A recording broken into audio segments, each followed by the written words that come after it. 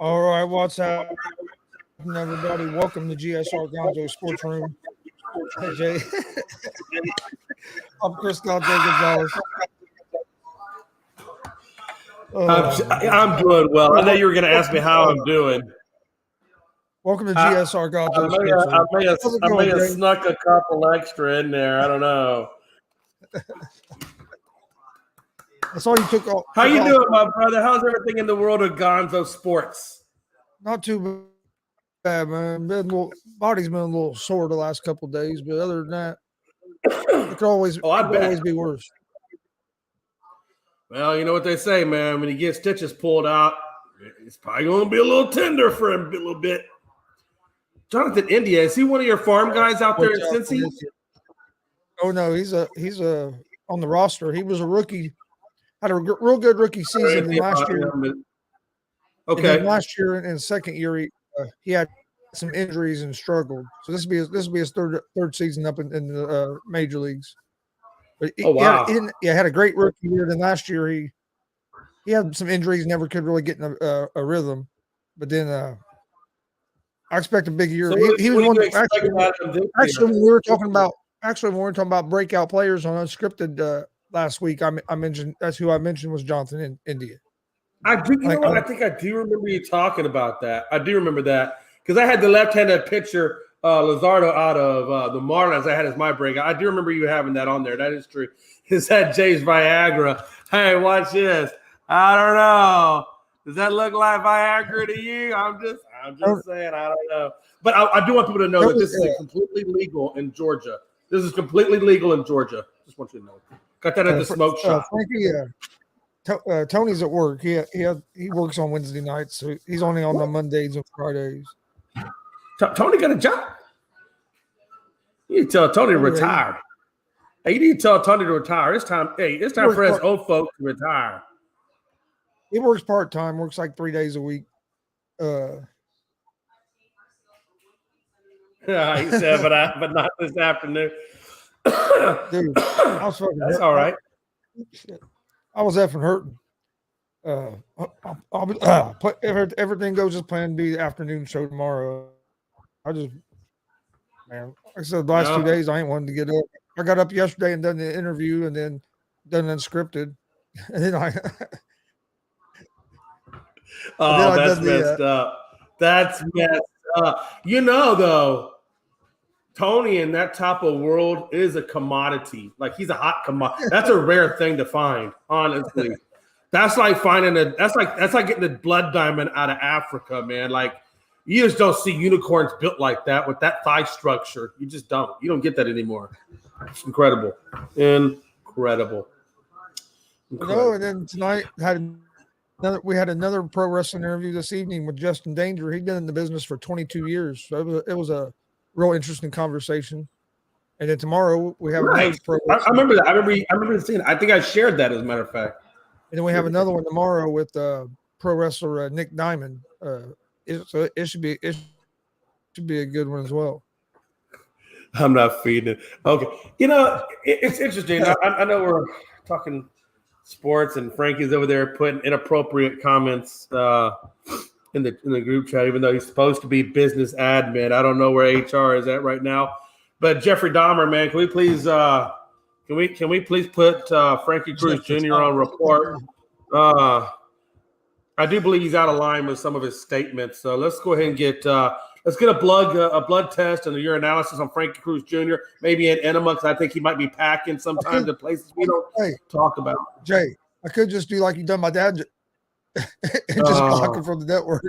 Oh man, bro, you know, and the thing about it is, it only lets you block the user or delete the comments. I've learned to read these things. I thought everything was always the same: timeout, delete, block, but it's not like that. It's just delete or timeout. Yeah, I'm not gonna do that to Frankie, man, because I can't find the ASAP anywhere on my phone anymore. What the fuck? Poor dad. He probably said, "Man, that Jay McLovin, man. What's up with this guy?" Is it poor Jay blocked you? I thought he just blocked you from the comments. I don't think he blocked you from And I tried to get on. I literally thought I put him in timeout. I had no idea I blocked him from anything. Oh yeah. What a time to be alive.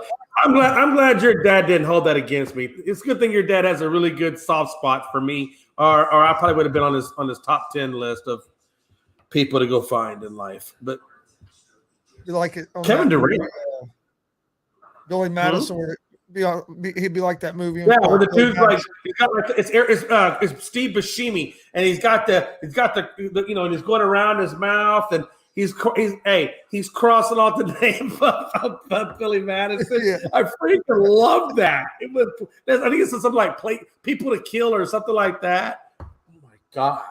I'm glad I called that guy. Yeah. I just watched that movie the other day. That's what made me think of that. I love some good Billy Madison.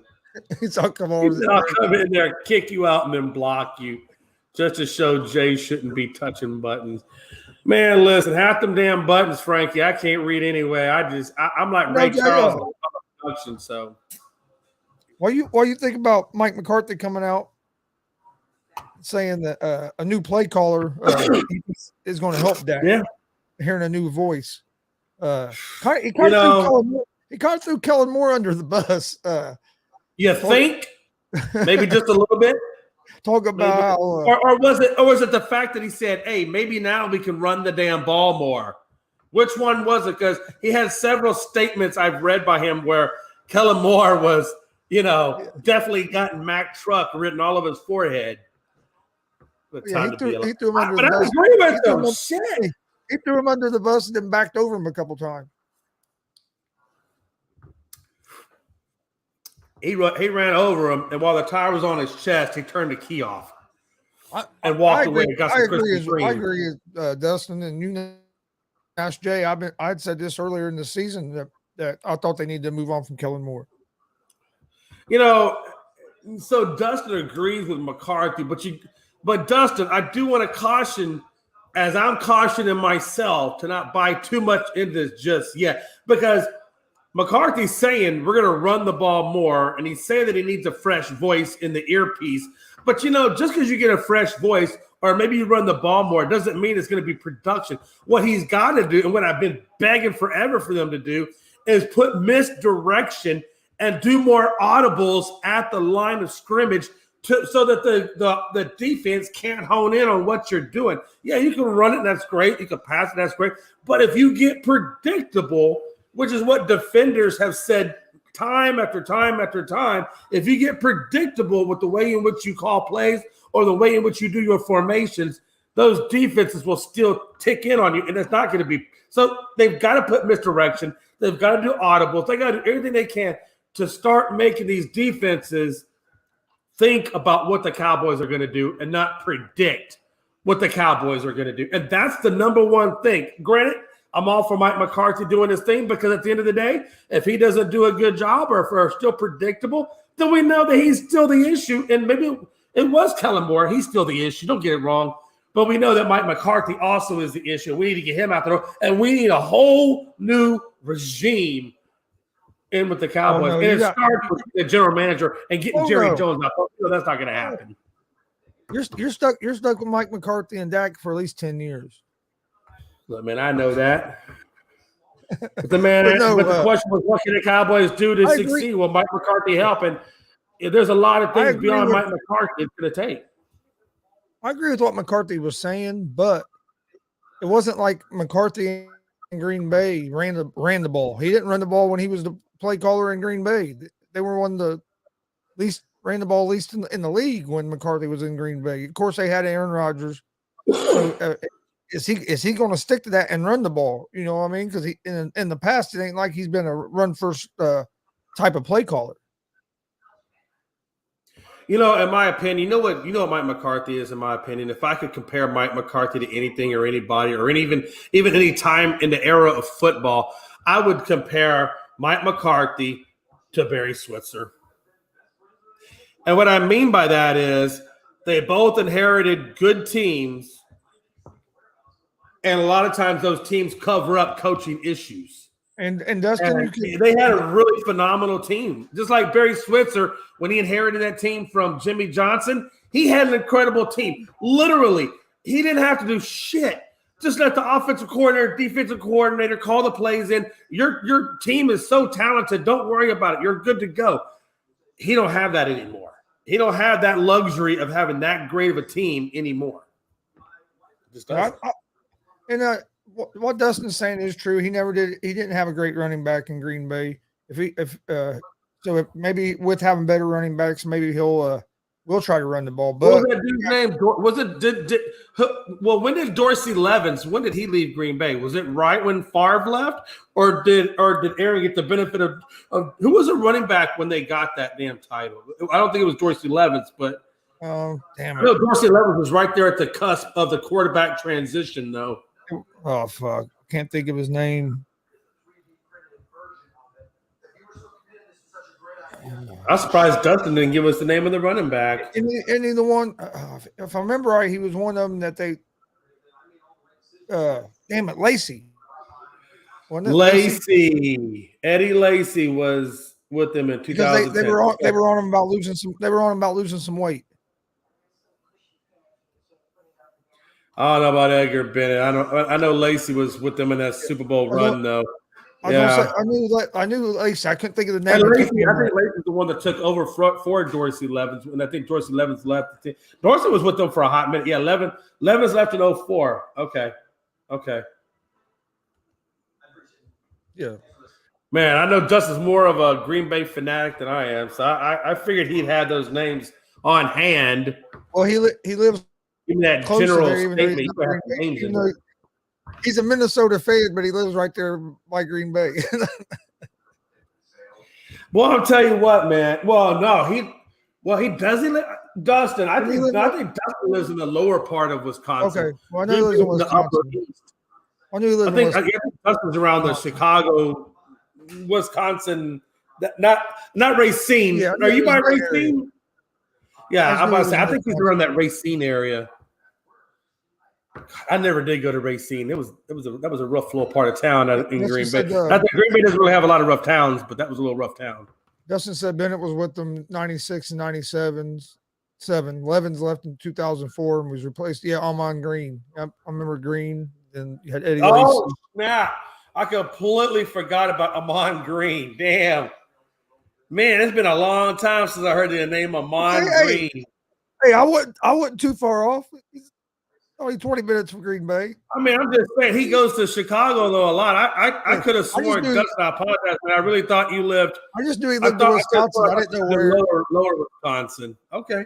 I'm not gonna lie. I just knew he lived in Wisconsin. I wasn't for sure where, but I from the way he made it sound, like the way he traveled and the way that he traveled was a lot in the Chicago area. I just kind of had him in that lower Wisconsin area. Oh, he's a big Chicago. He's a big Chicago Cubs guy too. He's a big douche. What'd you think? No, seriously, like if you go to Wisconsin, no, listen. I'm telling you from a Wisconsin perspective, and I don't claim Wisconsin. I don't want anybody saying, "Oh my God, Jake claims Wisconsin," because they'll do that shit. I'm just saying I lived there for a couple of years because the ex-wife was from Wisconsin, and I'm just telling you, I know for a fact that Wisconsin people call people from Illinois fibs, and I already told you what a fib stood for. So it is. Hour from Sheboygan, Jay. Remember, Chicago is a 3-hour track. Yeah, you're right. So you're an hour. So you were an hour north of me. Okay. Yeah, man. Yeah, Wisconsin people don't like Chicago people. They don't like Minnesota people. Wisconsin, I think they tolerate people from Detroit kind of because they got the upper UP up there. So they kind of deal with that. But, yeah, fuck that shit. Do you think Antoine Davis will break the NCAA record? He is only 25 points shy of 36-67. Antone Davis? I'm sorry, I don't even know what sport he plays in. I'm assuming basketball he says NCAA record. I'm assuming he means NCAA men. Hey, John Suggs, what team does he play with? I honestly don't know him. Antone Davis. I'll have to look that up. But the record, so he's only 25 points shy of the NCAA record. Well, if he's only 25 damn points away from it. Why would he not break it? How many games does he have left? It can't be that many, right? Let's see. He plays. He's saying basketball. He's saying Detroit Mercy. He plays for Detroit Mercy University, and he's 26 points away from breaking Pete Maravich's record.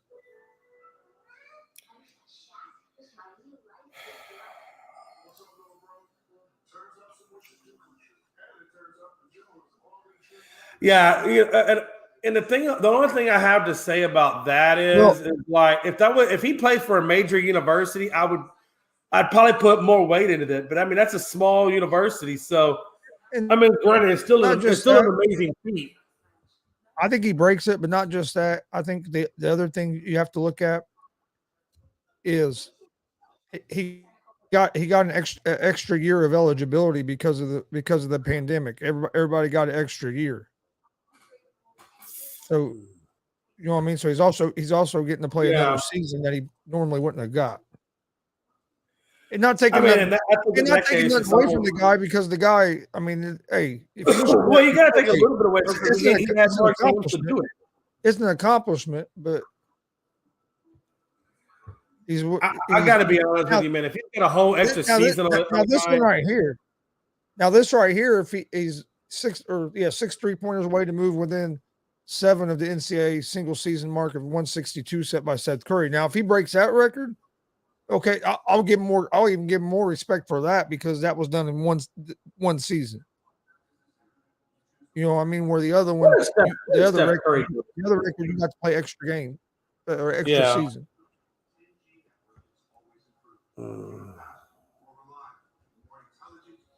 But Jay, what'd you think of?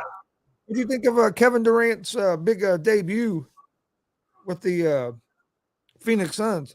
Yeah. Curry went to a smaller school. He went to Davidson. Yeah. I mean, hey, again, it's a good record to break. Don't get me wrong, man.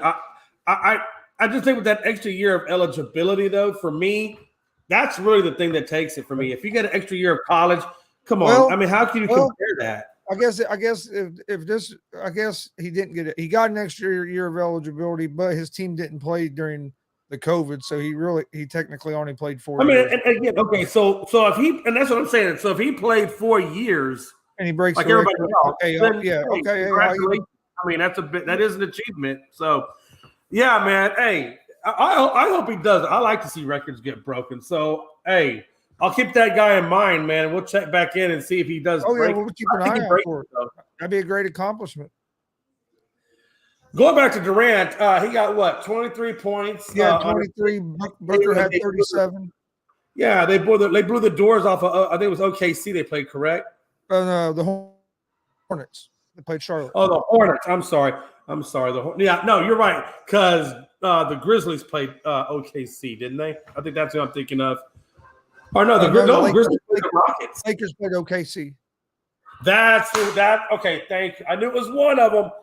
The Rockets was the Grizzlies, because I remember Randy talking about it. So yeah, I get that.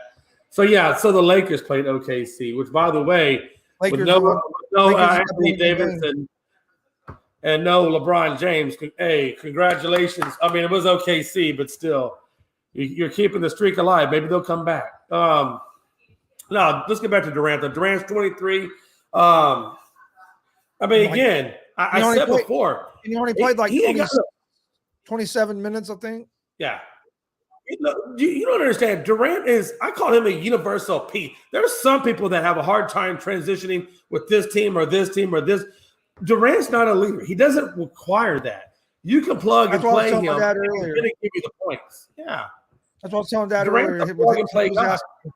He was asking me how long I thought it would take the Suns to get some chemistry together. And I said, not long, because Durant hit the way he plays basketball. He's not a selfish player. He's going to pass the ball, and he gets to a spot. So I didn't think it'd be a big transition, just because, like you said, his style of play, and he don't have to come in and think that and try to take charge, because he's not that leader. So he just wants to come in and play basketball. And when he does that, he's one of the when he does that, he's one of the best in the world. Well, like I said, Durant's one of those kind of guys. All he requires is that when he gets to a spot, get him the ball. He'll do a little quick jump shot, whatever, and he'll score buckets. He doesn't like you said, he doesn't require a lot. And then if you look at the other players and how well they did, you saw Booker blew up for 30. But I thought the interesting stat to me was CP3 got 2 points, but he had 11 assists, which tells me CP3 understands, I got Booker, I got Ayton, I got Durant. I don't have to score. All I got to do is facilitate, put the ball where it needs to go, and I got playmakers that can do what I need them to do, and I'm gonna chill.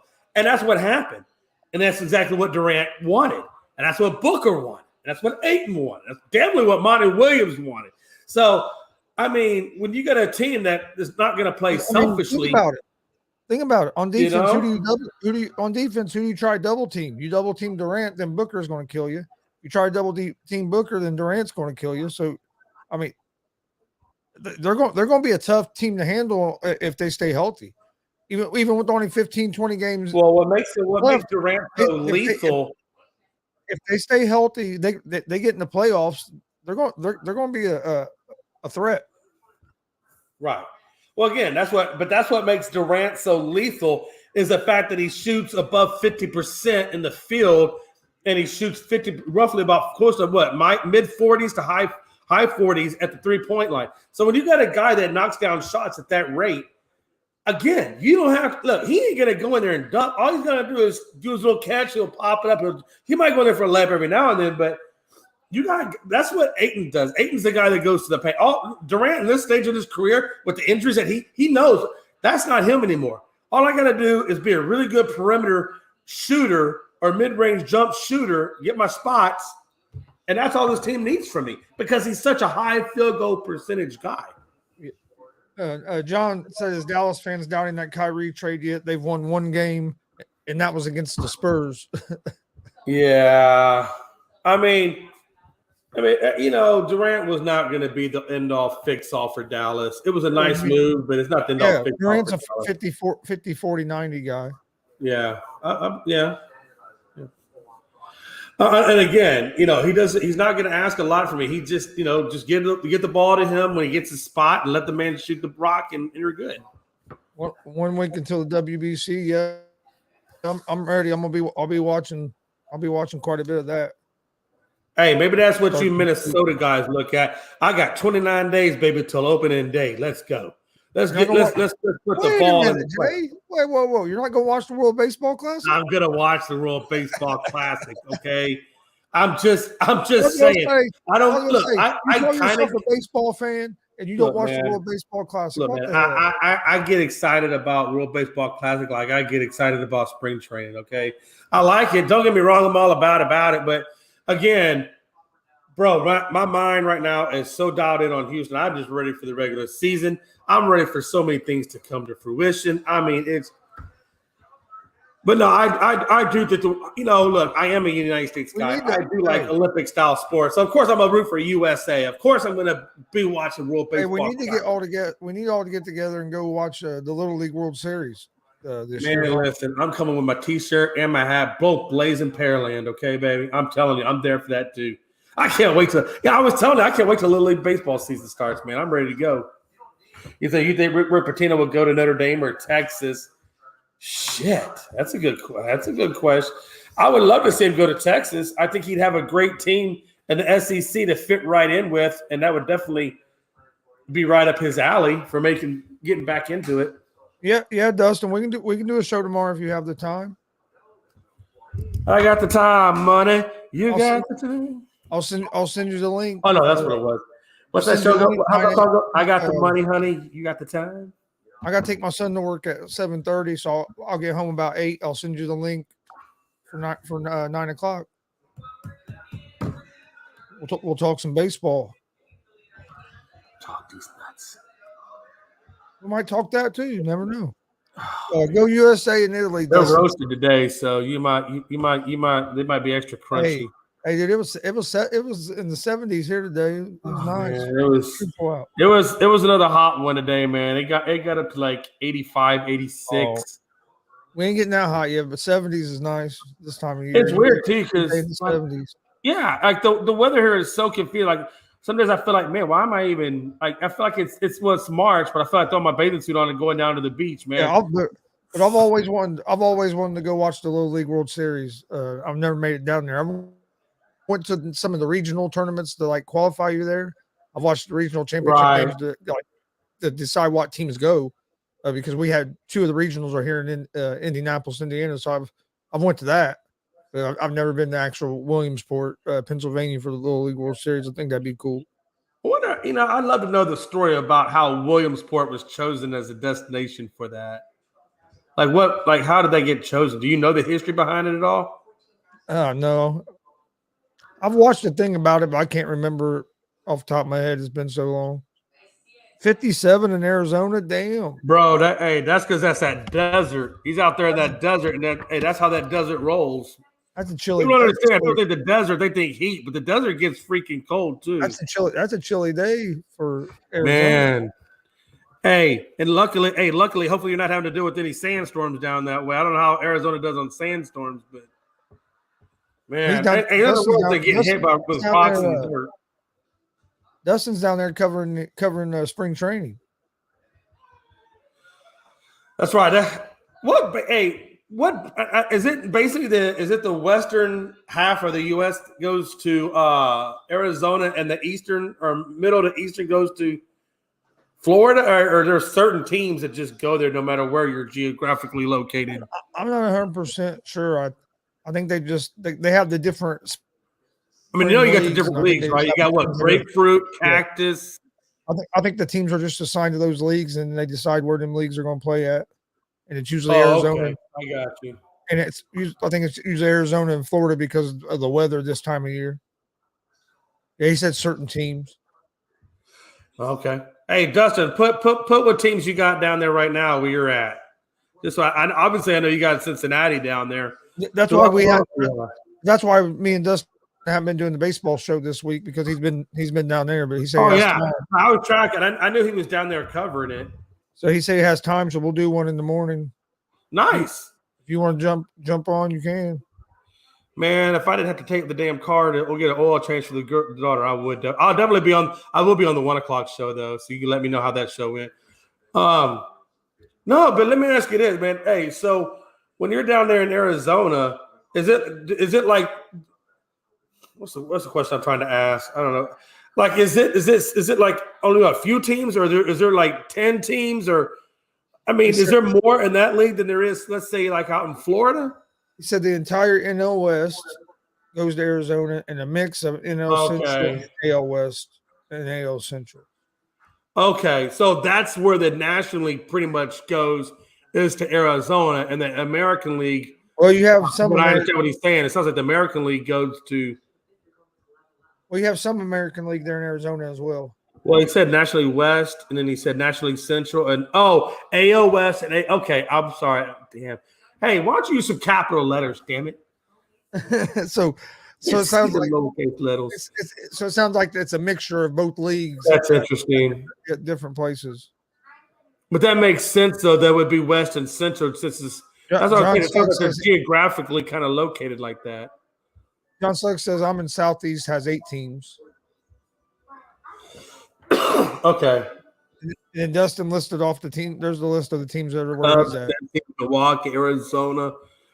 Angels out there? Okay. Oh, maybe that's Dodgers. I don't know what Los Angeles he's referring to, but then he's got Texas is down there. I thought Texas would have been over in Florida. Okay.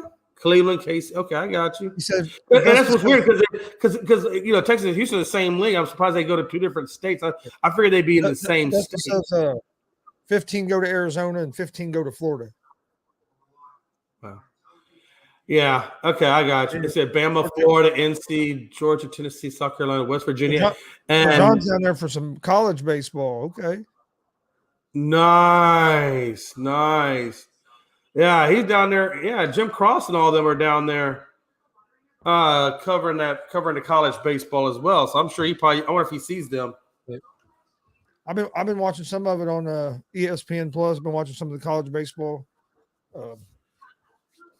Been watching some college basketball. Getting close to the March Madness tournament, and then college wrestling because I'm a big college wrestling fan. We're getting close to the Big Ten championships and national championships. So that's always fun. But let me ask you this: I want to kind of go back to that Durant thing real quick. Yeah. With Durant now with the Phoenix Suns and looks like fitting quite well with the Phoenix Suns, how does that change your viewpoint on how far the Suns are going to go in the playoffs this year? Or does it change it at all? Oh, it changes my viewpoint because I think with Durant, I think they're capable of winning the West. If they can stay healthy the rest of the season and throughout the playoffs, then they need Booker to stay healthy and Durant to stay healthy. I think adding Durant really does make them contenders to win the title. I still think Boston is the favorite. I like Denver in the West as well. I'm a Jokic fan for one, and I'd like to see him get get to the finals and get that ring, and then I think people will get off his back a little bit. But no, I do. I think the Suns have the potential to win the West with Durant. I think a lot of it depends on if they can stay healthy and stay healthy here these last 14, 15 regular season games and be at their peak during the playoffs.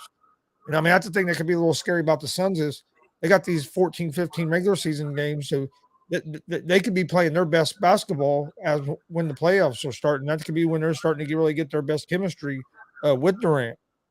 So, I mean, that's what it could be scary about them is that they could get better as they're heading into the playoffs just because of when Durant's coming in.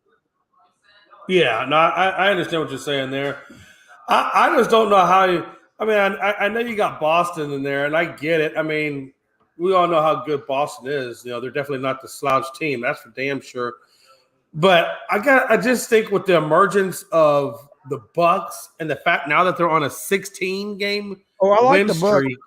To me, it's all about what I'm saying is like they have so much going right now in that direction. Yeah, with the Bucks, they got to stay healthy. Is what scares me. No, that's what I was about to say. I mean, the only thing that could take the Bucks out of it, in my opinion, is health. Because health.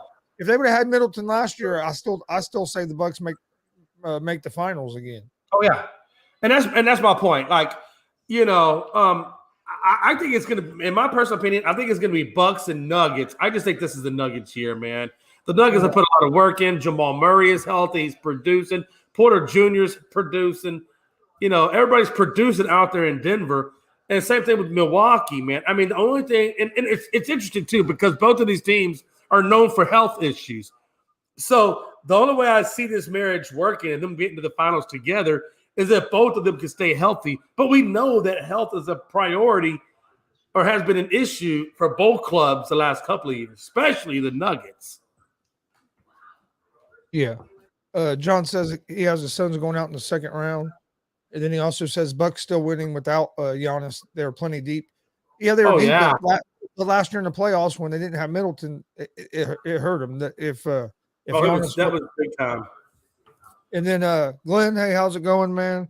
And Glenn, there are some Brock Lesnar, not guys that look like Brock Lesnar, like that big and built, guys that are better like technical wrestlers in the college ranks right now than Brock Lesnar. And then Dustin said you also have Team Canada, Japan, Italy, and Mexico there right now for some exhibition games as well. Oh, in Arizona. Yep. Oh wow! Damn. Okay.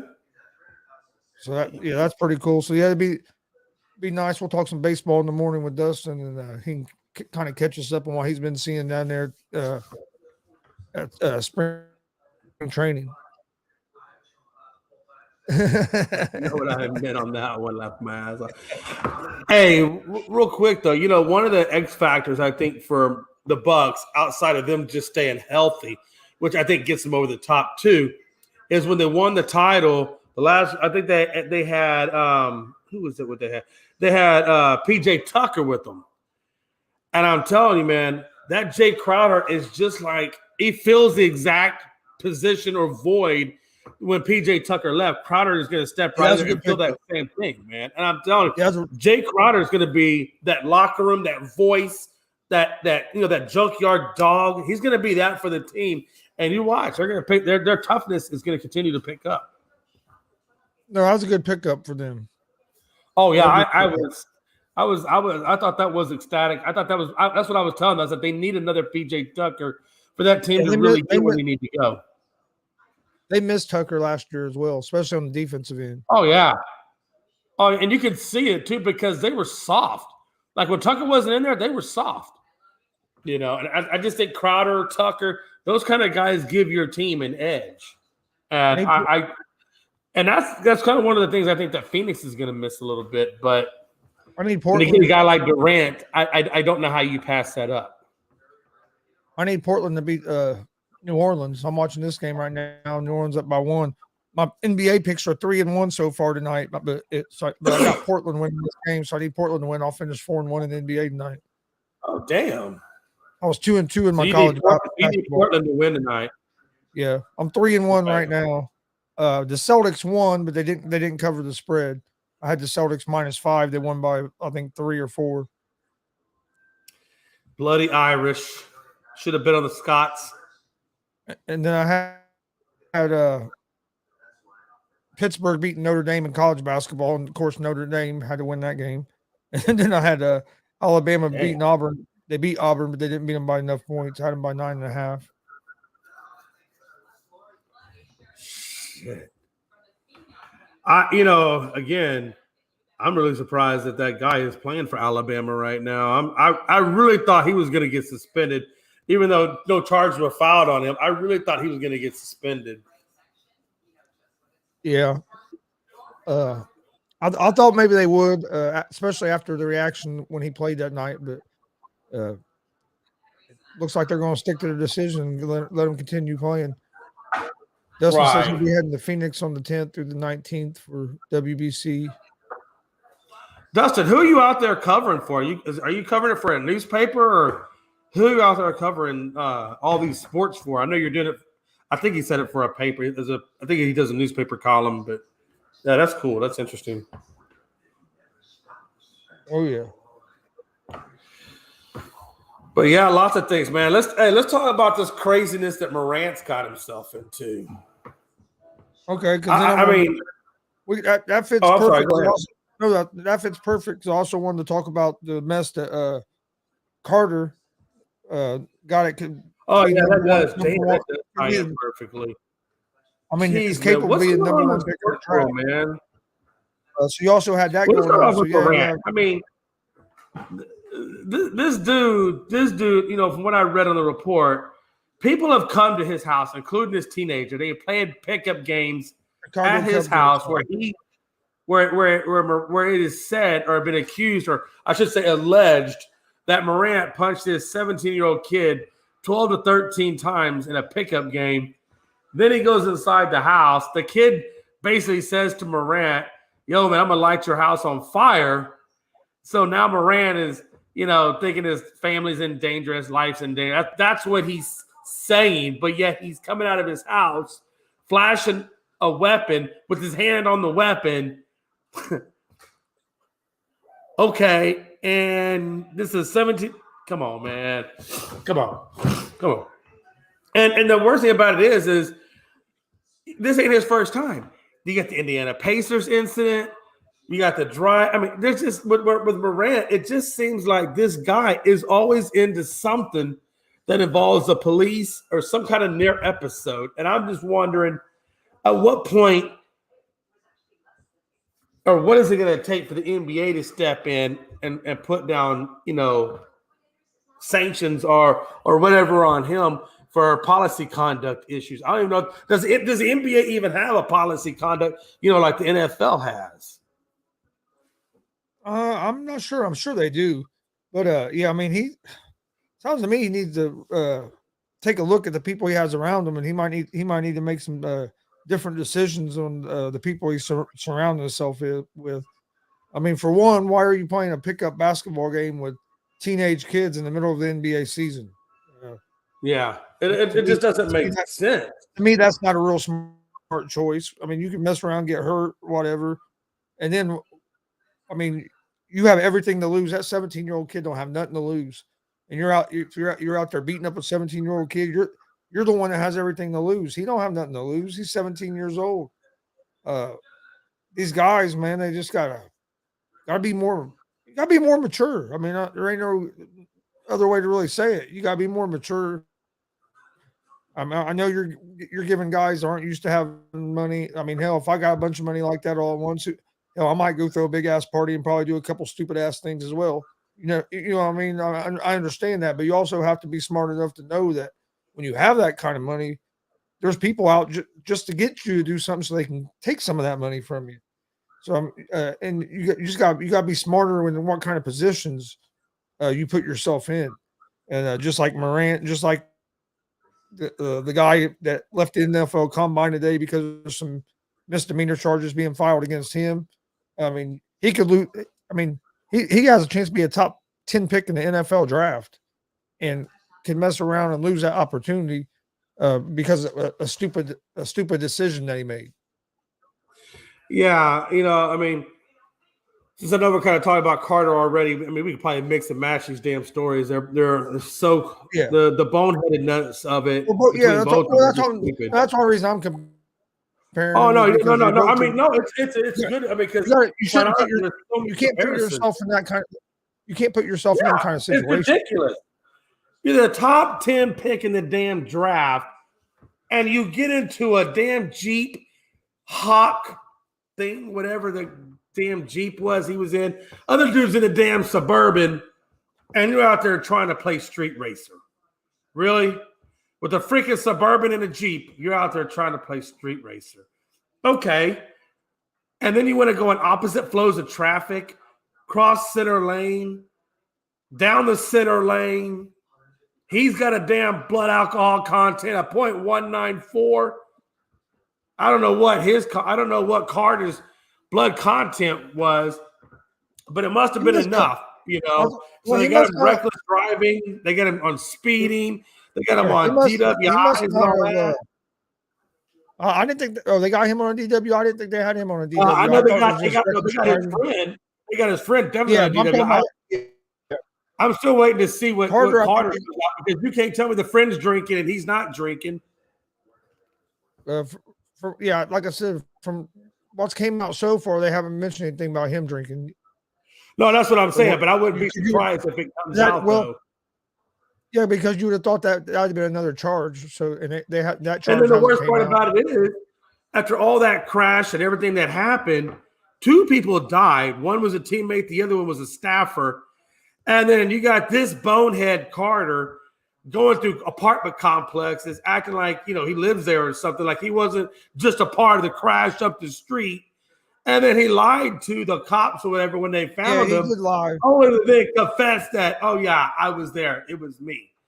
So you're a coward, a possible accessory to murder, or depending on how they label it, right? Because you can label it involuntary manslaughter, voluntary manslaughter, murder. I mean, you don't know what they're going to charge him with, but I guarantee it'll be something. Well, they're charging him with reckless driving. They're charging him right now with just 2 misdemeanors. Is what they're charging him with. Yeah, but somebody's got to be responsible for those deaths. That's part of your care. That's part of, you're a driver. I think they must have charged the other guy. I would say, I promise you, I swear it all. At some point, there will be either manslaughter, involuntary manslaughter, or murder, depending on how it fits in their legal jargon. At some point, somebody's going to get charged with their deaths, however you want to term it or quantify. I understand what you're saying, but I understand what you're saying. No, yeah, but what I'm saying is, I think they charged his teammate with that, and I think probably LaCroix. All he's getting charged with as of right now has been misdemeanors. Listen, they're not coming at you and pulling you out of campus and arresting you and pulling you in there for just a little old misdemeanor. They'll write a ticket for that. This dude's going in. He's going to go. There's going to be a trial. They're going to have to go to trial. I promise. At some point, we'll get to that point. I'm just saying. Usually the charges come out because they charge you before you go to court. Right now, it's just those. It may be too preliminary. I mean, right now, right now, yeah. Well, I mean, right now they come up with all the charges that are probably most obvious, right? Racing, reckless driving, things like manslaughter, things like that. They just because it hasn't come out as of right now doesn't mean it's not coming down the pipe. Yeah, I know that.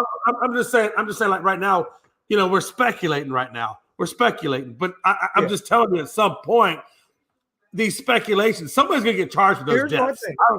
I don't know how Carter's gonna get tied into all this, but they got accomplices, they got accessories. They got people who have roles that play a part in the crash. Here's my question, though, Jay, is how much is this going to affect his draft stock?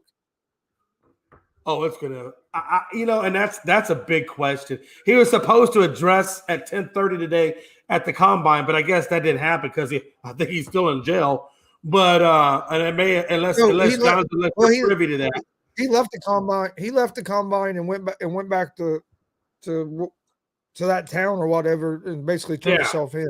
So what happens to his draft stock? I mean, you know how the NFL is. Everything's fickle.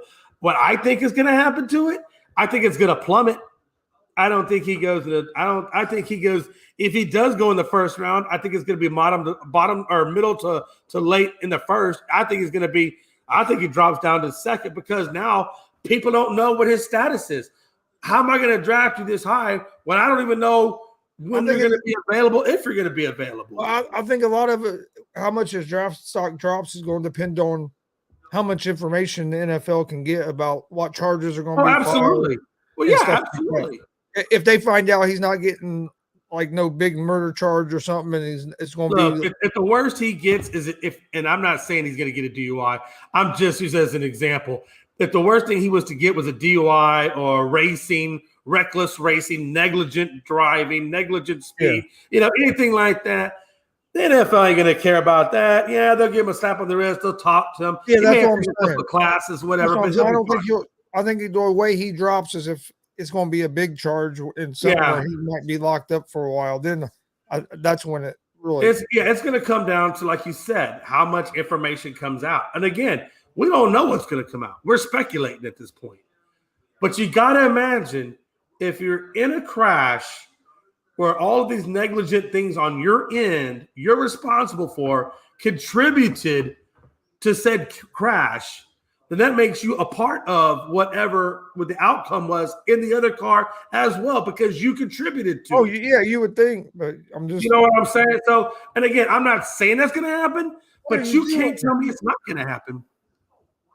Yeah. So, no. We'll wait and see. That's all you can do at this point. That's what his agent's doing. That's what he's doing inside the jail cell. You're just waiting to see. And until they hold, I mean, I don't even know how much his bond is or what they, there's going to be a court date for him at some point, but we'll have to wait and see. Hopefully, maybe by tomorrow they'll have more news, or maybe tomorrow they'll have charges on him. He's got to go before a judge at some point. He's got to go make an appearance before the judge at some point, if nothing else, to deal with the bond issue and things like that. So we'll find out more, I'm sure. Yeah. John going to shut up creek there. Hey, no lie, man. Hey, look, a lot of people don't understand, but just flashing a weapon with your hand on the trigger, or not on the trigger, but your hand on the gun itself. In some states, there's charges on that. It's not a murder, but there's charges on that. Improper use of a handgun. I mean, I'm telling you, there's misdemeanors out there that they can get you on. John's just an idiot. I don't care how you cut it. I don't care how you slice it. He's a very talented idiot. He just is. He's not up here. He's not smart.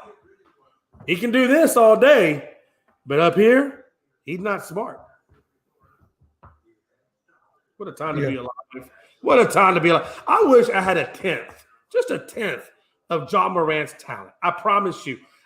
I might be a role player, but I'm going to get all the Benjamins I can, and I'm going to retire a happy, happy man, and I'll be the best person in the whole wide world. You just give me a tenth of what that guy gets. And I promise you, I'll be happy as shit.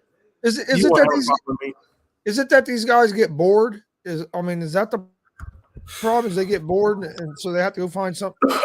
I mean, man, I think it's a lot. I think it's a lot of things. I think it's role models growing up.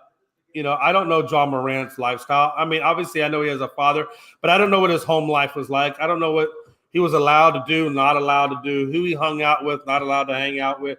I don't know the socioeconomical status of his parents to know, what kind of upbringing he got. But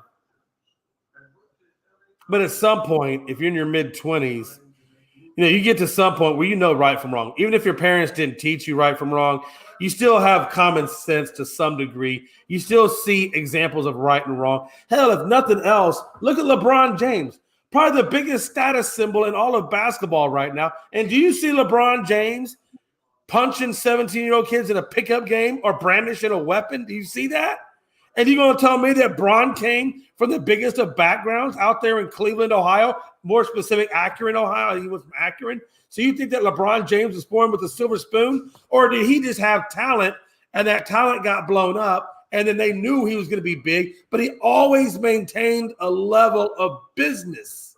And John Morant is not a businessman. John Morant is a thug who has NBA talent and doesn't know how to handle himself. That's John Morant. But he has examples of what success looks like. Kobe Bryant, How many years do you think he plays in the league before he ends up doing something stupid that gets him out of the league? No, hold on. John Suggs. Let's not talk about getting caught. Let's talk about being smart. You can't tell. Look, okay, so John Morant was in the same environment from which Ja came from, but one was smart and one was not. Take a guess who was the smart one. I hate when people say that, you got role models out there that have done exactly what you're doing. Single parent raised people making it. Come on, man. Memphis rolling it back to Jailblazer days. Snap. I know he loves stirring up. You know what, though? But a lot of people do think like that, and it's like, come on. There is plenty of very successful people of all ethnic backgrounds that rose from nothing and made something that you can relate to in some way, shape, or form.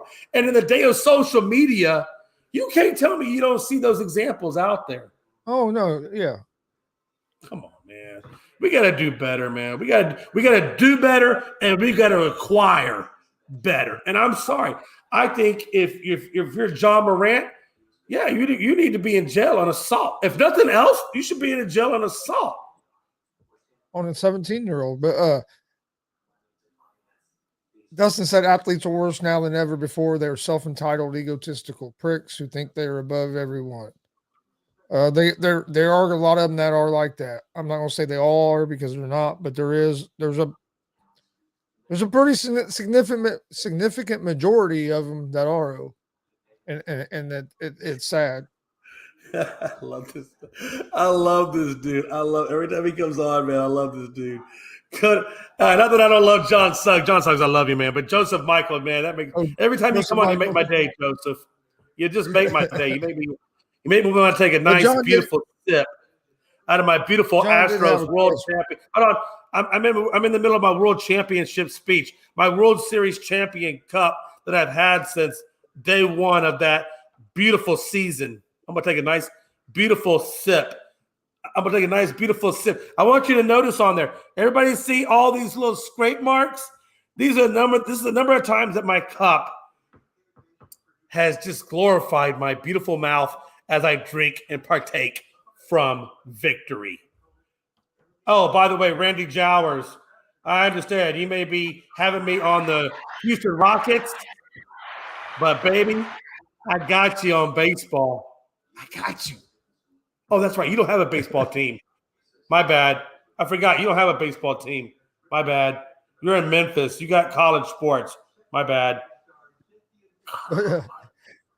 John said thoughts so far on MLB pitch clock. One was Braves versus Red Sox, which cost Braves a win, ended in a tie. What's kind of surprised me about it is I thought the pitchers would struggle more with it than the batters, and it's been the other way around. It's been the batters. It's the batters that have struggled more than what the pitchers have. So that surprised me a little. That surprised me a little bit.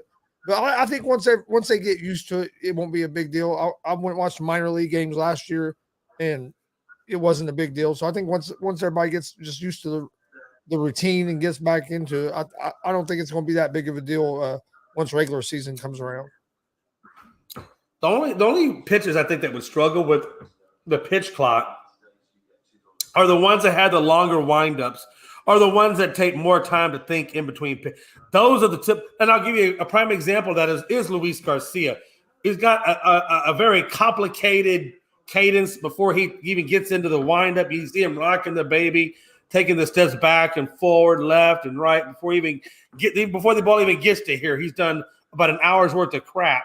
So I think pitchers like that, the pitch clock, I think you're going to see a dip maybe in some of the ERAs because I think anytime you mess with somebody's mechanics, whether it be through timing or speed it up, slowing it down, it's going to take, like you said, adjustment. And it's going to be how long can they adjust to it to make sure that they have the command on their pitches. So for Luis Garcia, for the Astros specifically, because that's all I watch a lot, I see him maybe he struggles a little bit with it. But for the rest of the pitchers and some of the, I know that guys like Matt Scherzer out there with the Mets have quick deliveries.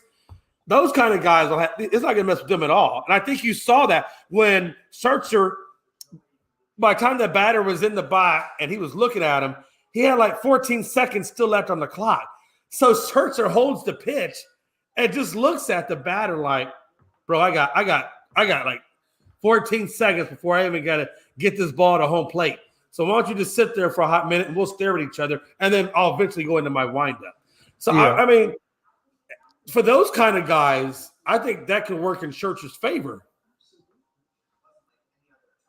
John says Yu Darvish, Verlander are major ones that take forever to throw it. And then Dustin said Yu Darvish has had a ton of issues in spring with the pitch clock. And then John said they average 27 seconds. Wait a minute.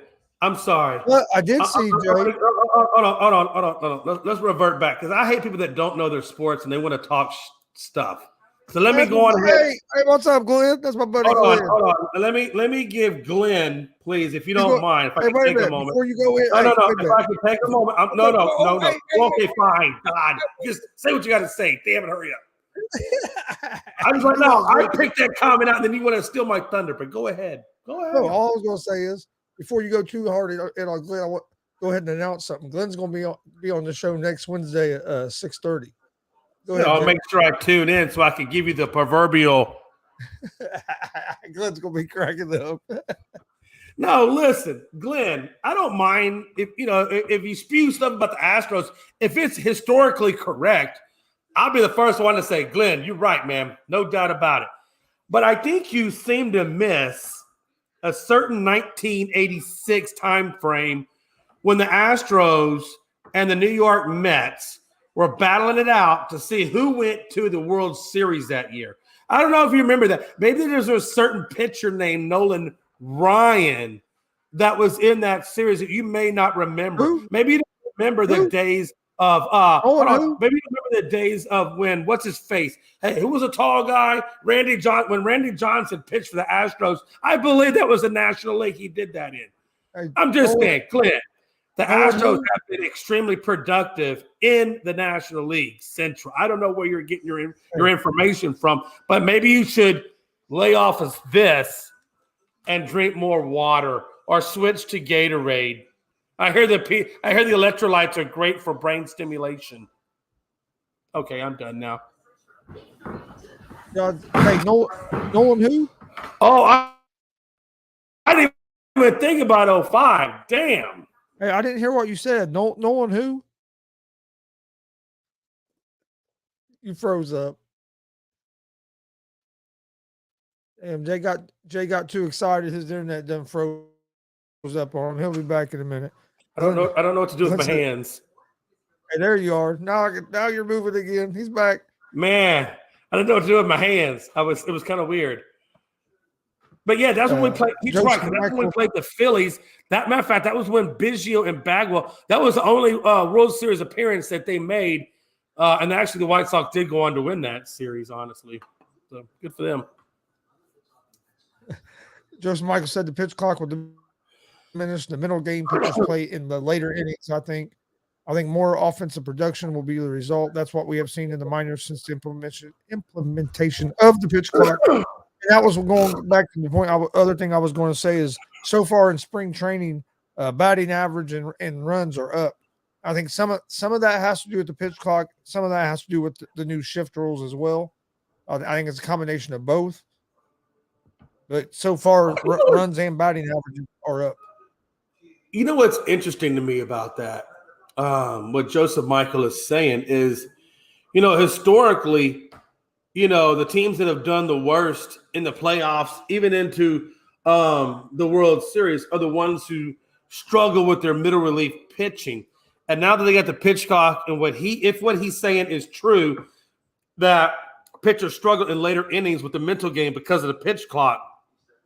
How much is it for the teams that have great overall teams, but with that middle relief being an issue? I can tell you right now, Yankees are one of those teams. Phillies are another one. I don't really know too much about the Padres to speak on, but what I'm saying, the teams that struggle with middle relief pitching, how is that pitch clock, based on what Joseph Michael is saying, I wonder how much that's going to affect them.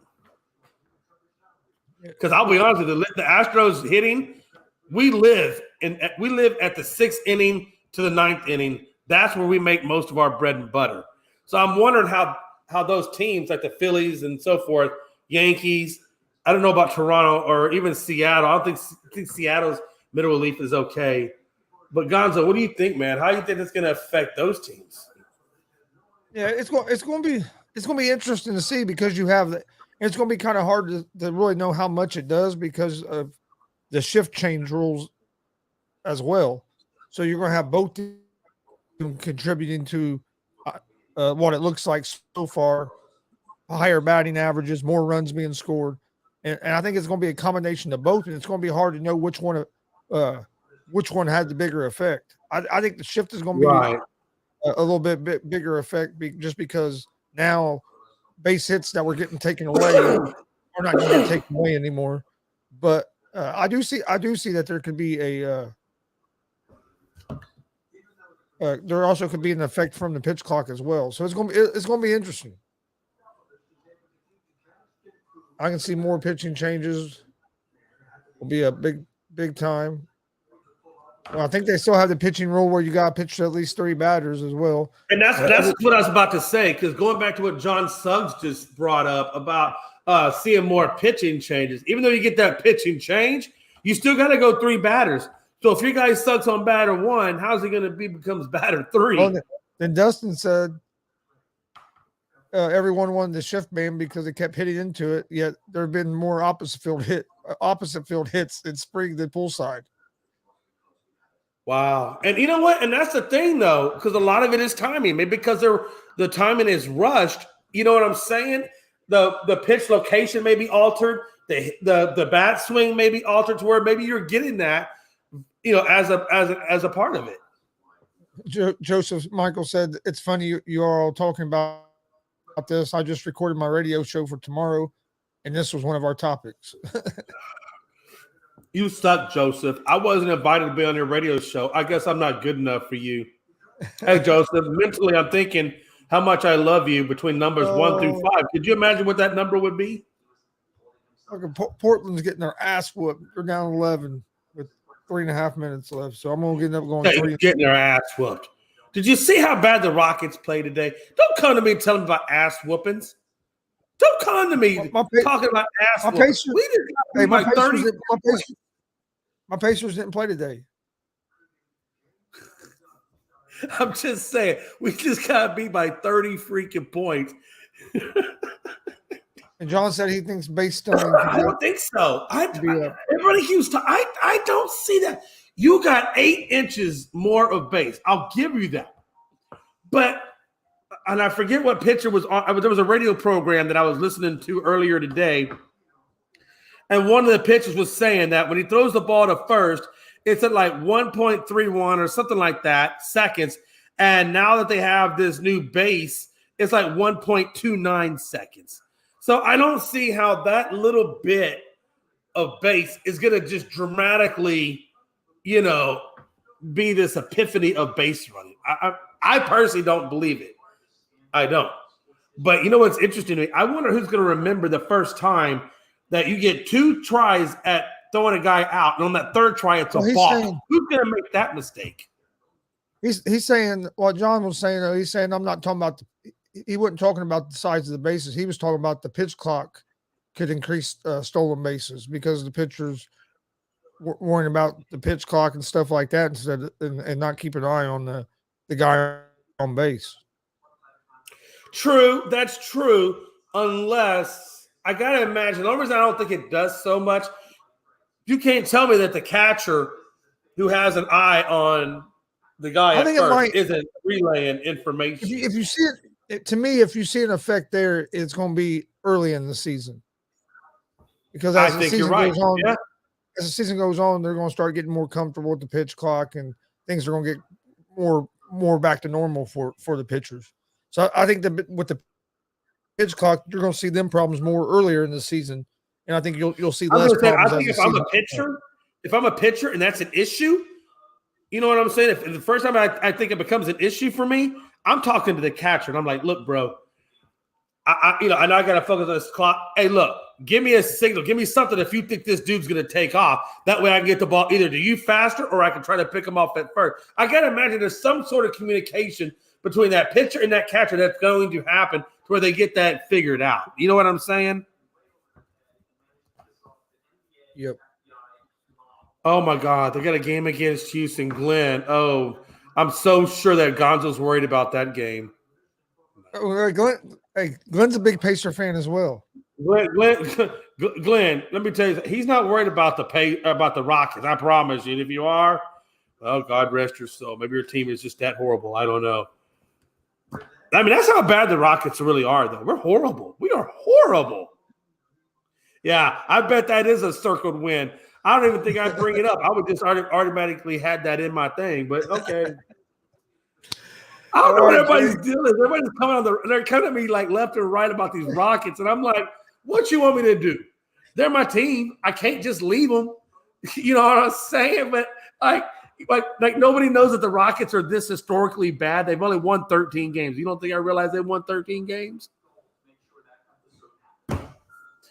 God, if we don't get Wembanyama, I'm gonna cry and go to the fetal position. I'm going underground. Nobody's gonna hear from me. John says the Knicks blew Brooklyn out the house. Yeah, yeah. I'm sure Brooklyn was hard to blow out the house. Knicks are playing good basketball right now. They are. They've won like 6 in a row. Is Brooklyn? Last I checked, Brooklyn was getting obviously close to being out the playoffs. Are they out? Are they even still in? I'm not sure. They're 1-5 in the last time I checked, it was. So I would say they're probably out. I just looked at the score. Well, I just looked. I'm sorry. I just looked at the score. I feel bad, man. It's like 114-102. Yeah, it's not going well. It's like, hey, this was a bad night for Portland. Okay, jeez. No, I don't think Houston wins 20 games this year. I absolutely can tell you with every fiber of my body that Houston will not win 20 games this year. John said Brooklyn. Yeah, okay. So Brooklyn's on the bubble. No, I think before playoffs start, Brooklyn's going to be out of it. I don't think they're going to be on the bubble. It says slipping into the 7th seed right now. So yeah. I mean, they might make the playoffs, but if they do, I think it would be a very low play-in. They've only won 1 out of their last 6 games. Well, yeah, man, they got a bunch of role players going up against these high-powered offenses. I mean, what do you expect? I mean, but Jay, let's get the final thoughts for the night.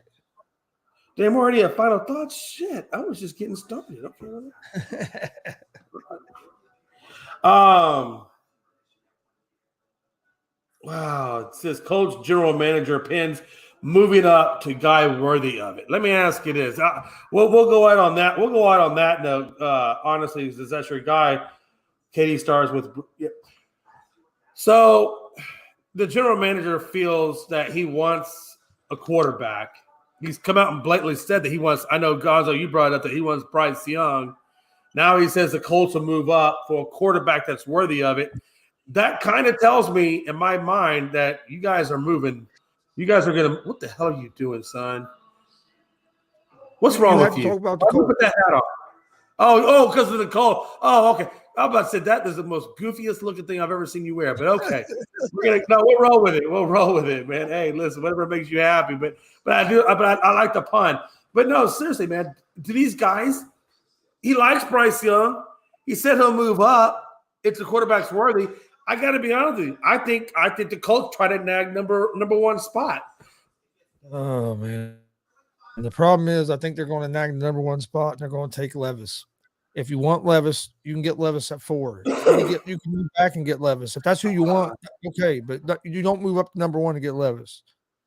Could you imagine if they literally did that? What would anybody do if I think it's either going to be Levis? I think if they move up to 1, it's either going to be Bryce Young or Levis. I would rather have Stroud than Young myself. You know my opinion. I'm not 100% sold on either one of them. So I wouldn't be mad if they move back in the draft a little bit. But if they move up to number 1, I think it's going to be Young or Levis. But and a lot of reports I'm hearing. You know that movie Draft Day comes into my mind though, Gonzo.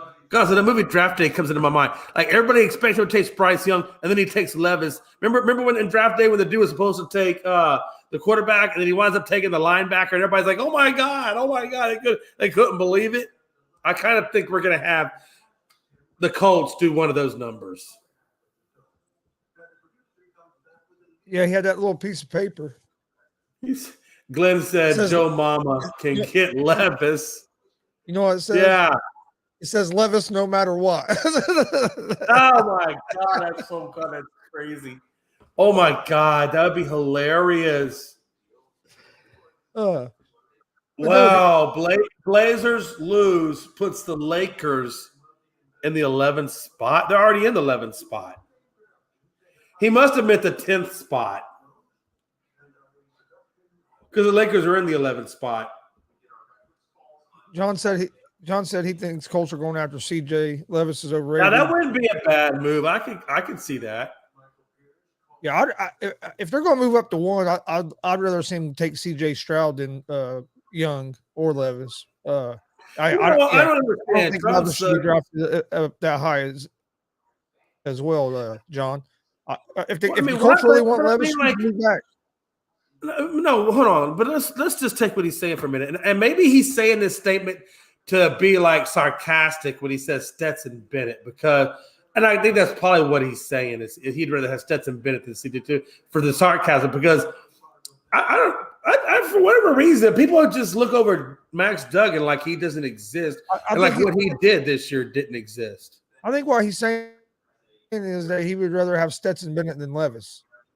No, that's what I'm saying. I didn't think about it. When I read it, I said he's just being sarcastic. But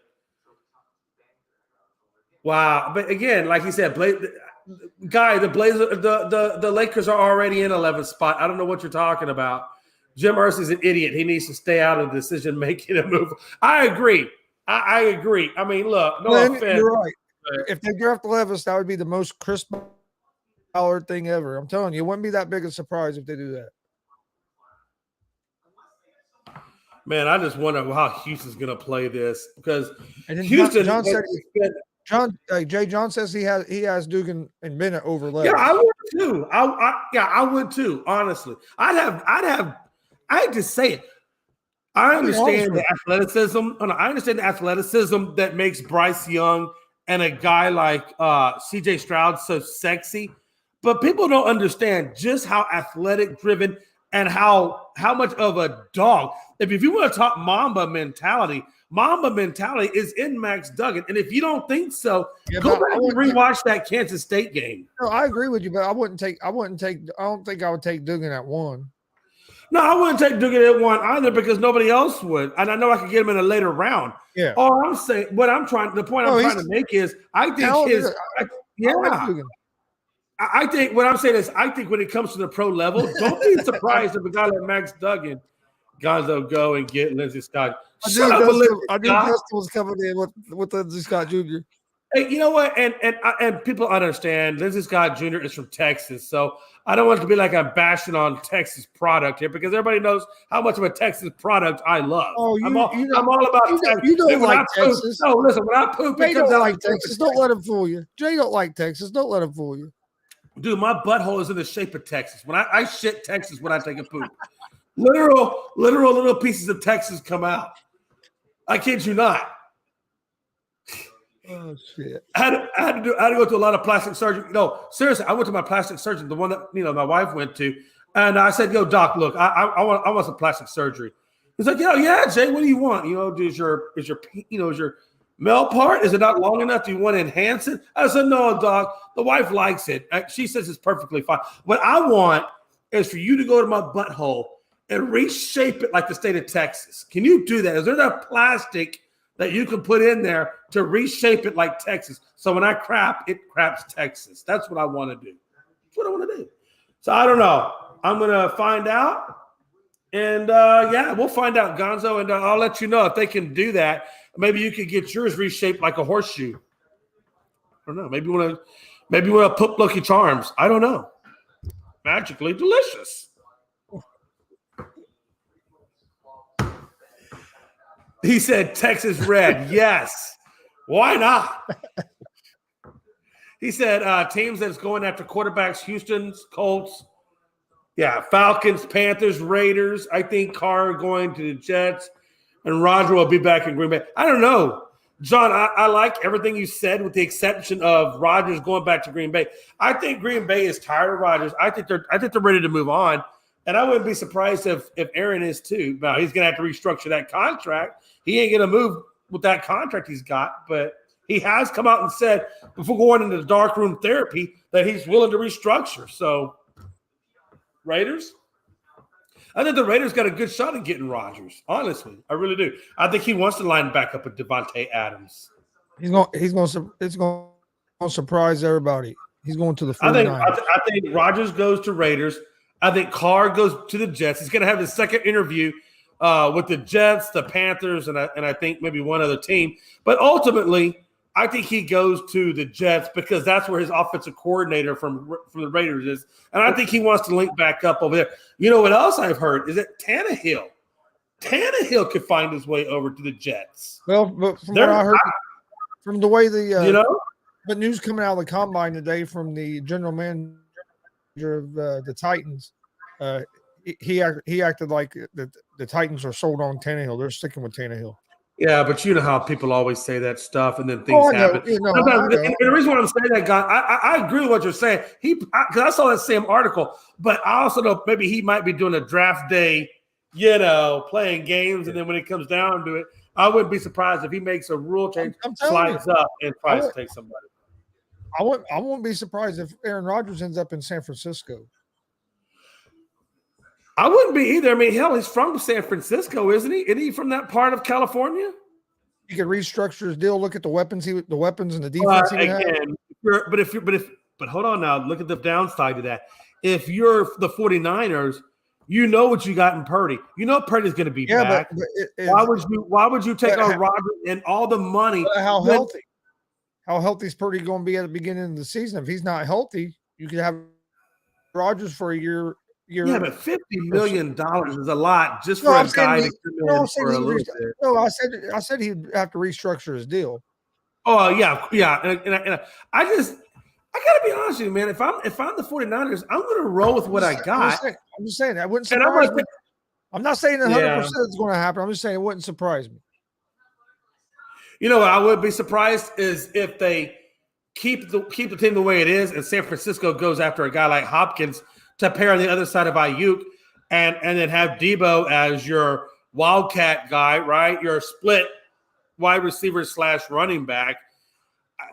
You got McCaffrey, you got Mitchell. I mean, that could be. Could you imagine if Hopkins went to the San Francisco? Could you imagine what that would look like? That would be incredible. Who's going to stop that kind of offense? And just imagine if you put Rodgers with all them weapons, that offense is going to look damn the offense. All right, I get it.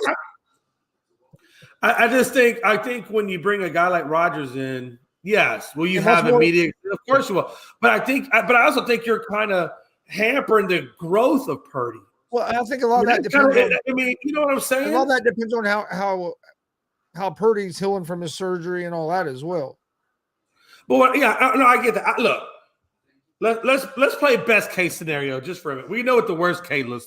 Let's play best case scenario. He goes through the surgery. He has the brace put on that inner UCL ligament, like they're talking about doing. They said the heal time, even with the inflammation, that he'll be back for training camp.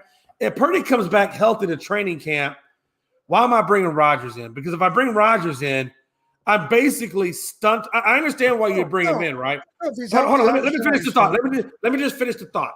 I understand why you would bring him in, because Rodgers is still Aaron Rodgers. And to your point, Gonzo, he can make them an NFL or a Super Bowl team. No doubt about it. So can Purdy. Purdy got robbed. His injury robbed him of what he really probably should have came away with. Now, let me ask you this. Why would you want to bring a guy in that you got to pay? Wait a minute. One thing.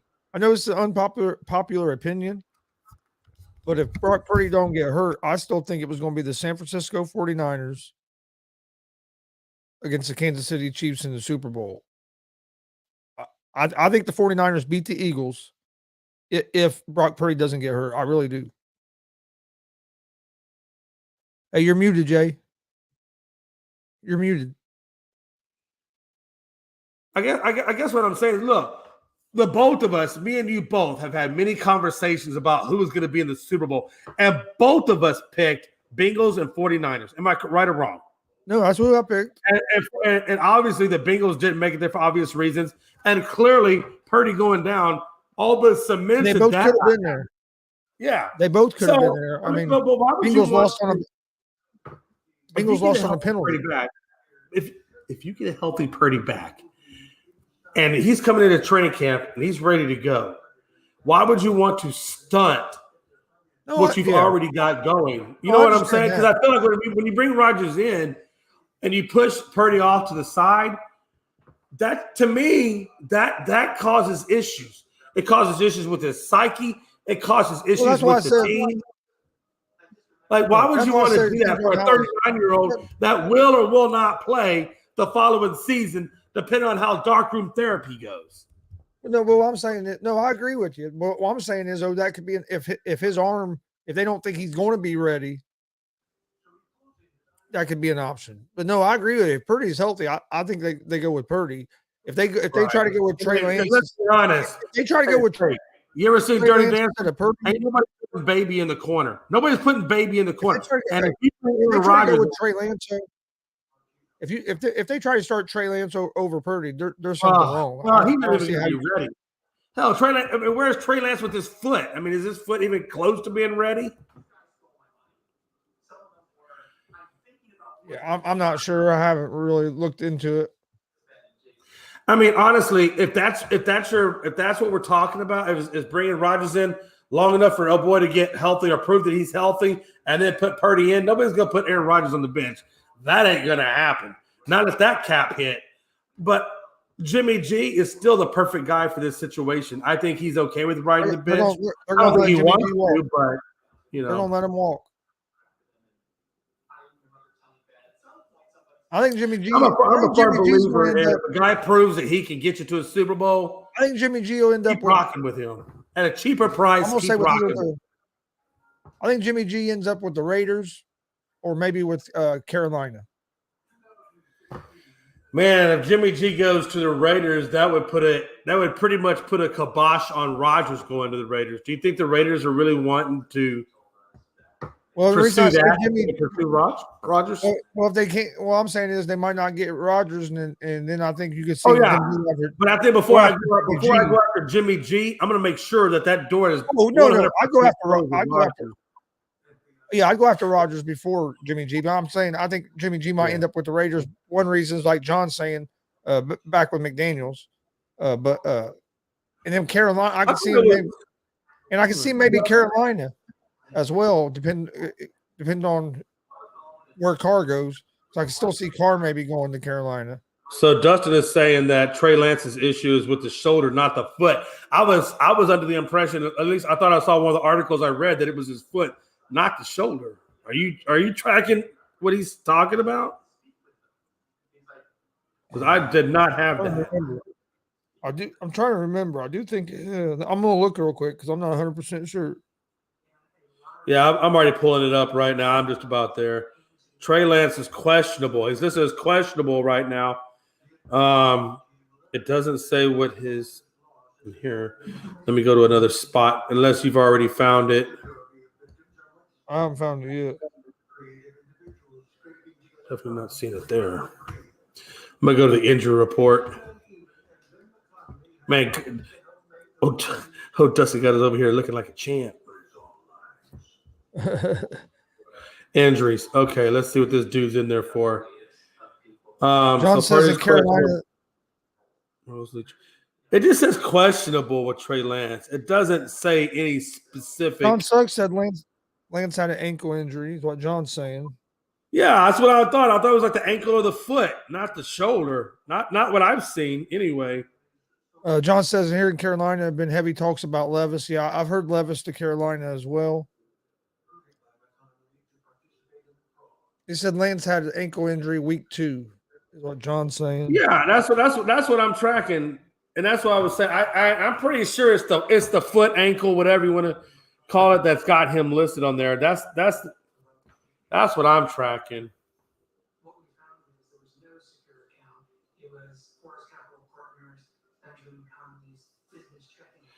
Says Trey Lance fractured his fibula and suffered a ligament disruption in his ankle during the Niners' Week 2 game against the Seahawks and missed the remainder of the 22 season. So it's not just the ankle. He fractured his fibula and suffered a ligament disruption in his ankle.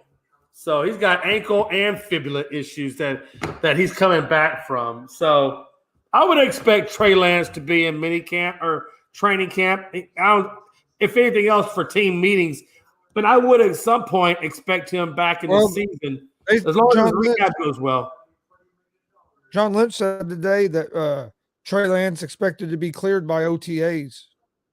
Yeah. So that's even faster than what I was giving him. So I do think you roll in. I think you roll into the regular season with Trey Lance as the backup and Purdy as a starter. Now, do the 49ers want to carry a third quarterback if they think that they can run into an issue like this again? I don't know. He says he also has a shoulder injury, but I don't think that's what's really killing him right now. And if it is, it's sure as hell not. Hey, that shoulder, if it is that bad, they don't have it listed on the 49ers injury report. So, I mean, take that with a grain of salt, I guess. Let's get the final thoughts here. Yes, final thoughts. Was Jim Irsay an idiot? Is Jim Irsay an idiot?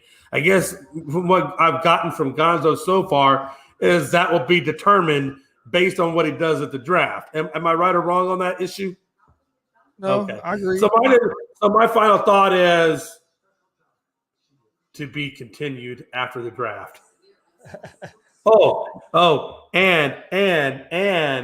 And please, if you've not done so, go get your Astros cup. They're not that expensive, and you'll feel like a champion.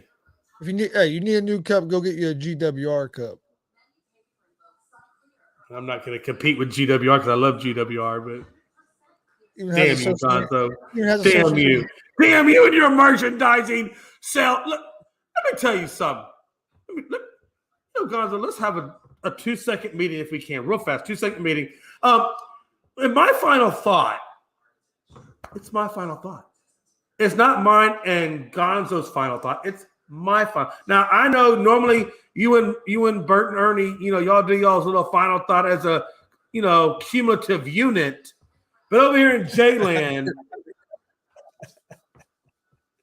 it's just my final thought. That's okay. It's your final thought. My bad. But Dustin says breaking news on Tom Brady. It better be more important than winning the World Series. Go ahead. What's your breaking news, Dustin? I'll let you think about it while I now give the mic over to my host, my El Capitan, if you will, the man with the Napoleon complex and has more stitches in his butt crack than I do on a baseball. I just want to say real quick, Unscripted Guys, all one word on Twitter. Check us out. And then tomorrow at 7 p.m., check me. Gonzo will be there. Check Unscripted out, 7 p.m. Eastern. All right. And I turn the mic over now. Tom Brady was drafted by the Expos in 95. All right. My final thought is in 28 years in this year's 2023 Club. Damn! Yeah, that card would be wait a minute. Are you telling? So I'm assuming that card is not just going to be put into a pack and maybe a lucky winner gets it like Willy Wonka and the gold card, right? Seriously? That's how they usually do it. You buy packs and you hope you get that card. No, you get the card, but not with an autograph on it. Yeah, like a autograph or a pre-printed autograph. You know what I'm saying? Dude, that card will be worth a lot of money. Yeah, you'll get it. That's how at least that's how I think they'll do it. They'll do it like they used to. You get them out. You get them in the packs. No, I know you get them in the packs, but it never had it never had like a Sharpie type autograph on it. I used to have a card that was it was like 14 or 15 karat gold, and it was a Grant Hill card, and I got it out of a pack. Oh no, I've seen the nice, beautiful cards. I've just never seen them with an autograph. Like somebody wrote it on, like he autographed it, and then they by hand, and then put it in the pack. Well, that's what I said. It'll be pre-printed. But a pre-printed card is not going to be $1 million. Oh, it'll still be worth a lot of money though, if it's because it's going to be rare since it's be like his only card. Well, that's true. I mean, it would be rare. I guess I'll start buying baseball cards again. Oh, dude, I remember going buying baseball, basketball cards. He said it'll be limited. Wait a minute. So you're telling me there's only be one single card? Oh, so that if it's going to be that, then it will be autographed by Brady. It will be worth a lot of money, especially if there's only one. It'll be worth more than $1 million. Bro, could you imagine? What if you opened it up and there's only one? It'll be worth more than $1 million. I'd shit myself, run home, tell my wife I'm divorcing you, and I would never be heard from again. But my final thoughts are, check out the new ASAP Network mobile app. Yeah, you can find, if you're an Android user, you can find that at the Google Play Store, ASAP Network. You can check out our Roku channel at the ASAP Network. And if you're Amazon, you have a Fire Stick, go to the apps, put it in ASAP Network, you can find us. John said there's Tom Brady baseball card out there already. Google Tom Brady baseball card. But then also join us tomorrow, 6:30 p.m. Eastern. Before you tune in to Unscripted, tune in to GWR at 6:30. We'll have pro wrestler Nick Diamond join us. Then right after that, I'll be jumping on with Jay and Logan on Unscripted. Yeah, Jay. It's supposed to be my final thoughts, but go ahead. No, go ahead, Jay.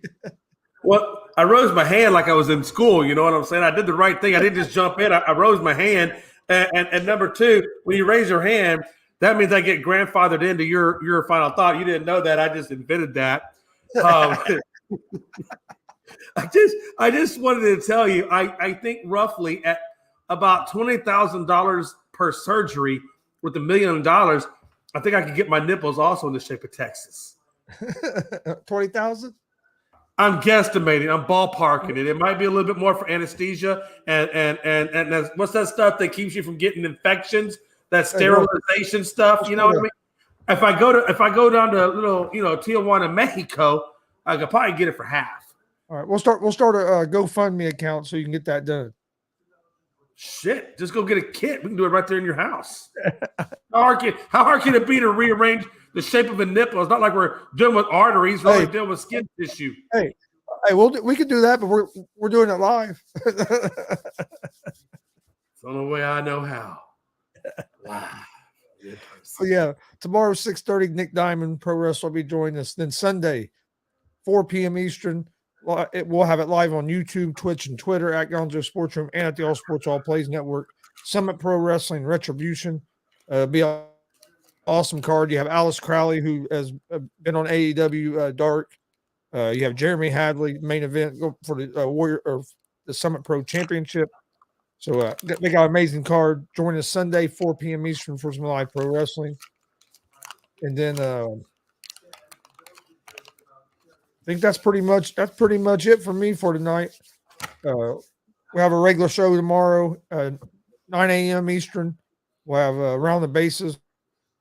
Myself, Dustin Reese, talk some baseball. 1 p.m. Eastern, ASAP Afternoon Blitz.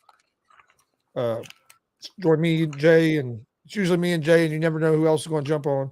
3 o'clock, we have Easy Money, a sports betting show tomorrow. So join us for that.